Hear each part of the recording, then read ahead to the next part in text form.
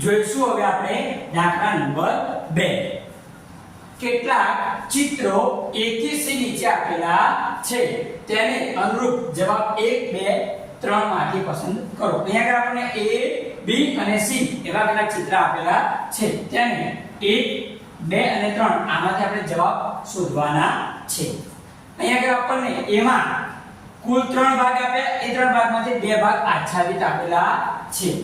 અહીંયા આગળ B માં આપણને દરેક ત્રિકોણમાં 4 ભાગ આપેલા છે. એ 4 ભાગમાંથી 3 ભાગ આચ્છાદિત, આમાં 3 ભાગ, આમાં 3 ભાગ અને આમાં 3 ભાગ આચ્છાદિત છે. તો એનો બરાબર 3 3 3 9 ભાગ આચ્છાદિત થાય.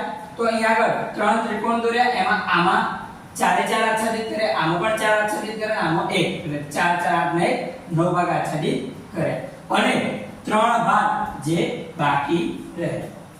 આમાં કુલ 5 ભાગ છે, એમાંથી 1 ભાગ આચ્છાદિત કર્યો, આમાં પણ 1 ભાગ આચ્છાદિત કર્યો અને આમાં પણ 1 ભાગ આચ્છાદિત કર્યો.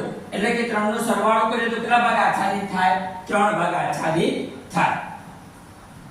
તો પહેલો આપણને આપ્યું છે 3 ગુણ્યા 1 પંચમાંશ બરાબર 3 પંચમાંશ. 3 પંચમાંશ નો મતલબ શું થશે કે 5 માંથી 3 ભાગ આચ્છાદિત. 5 માંથી કેટલા ભાગ? 3 ભાગ આચ્છાદિત. તો 5 ભાગ શેમાં આપેલા છે? તો C માં 1 2 3 4 5 એમાંથી 3 ભાગ આચ્છાદિત. તો આપણો જવાબ આવશે તો અહીંયા આગળ C. કયો જવાબ આવશે? C. ત્યારબાદ બીજું જોઈએ 2 ગુણ્યા 1 તૃતીયાંશ બરાબર 2 તૃતીયાંશ. એટલે કે 3 ભાગમાંથી 2 ભાગ આચ્છાદિત હશે. 3 ભાગમાંથી 2 ભાગ આચ્છાદિત, તો એમાં આ જવાબ આવશે. 3 ભાગમાંથી 2 ભાગ આચ્છાદિત એટલે આમાં આવશે જવાબ A. કયો જવાબ આવશે? A. ત્યારબાદ જોઈએ ત્રીજું 3 ગુણ્યા 3 ચતુર્થાંશ બરાબર 2 પૂર્ણાંક 1 ચતુર્થાંશ. આવો જવાબ.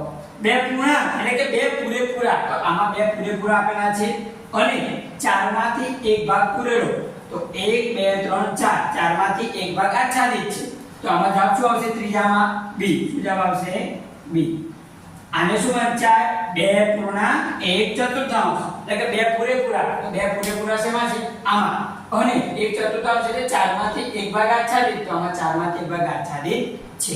તો આ રીતે આપણે દાખલા નંબર 2 જોયો. જો તમને વિડિયો ગમ્યો હોય તો વિડિયો લાઈક કરો, આ વિડિયો તમારા મિત્રોને શેર કરો અને મારી આ ચેનલને સબસ્ક્રાઇબ કરો.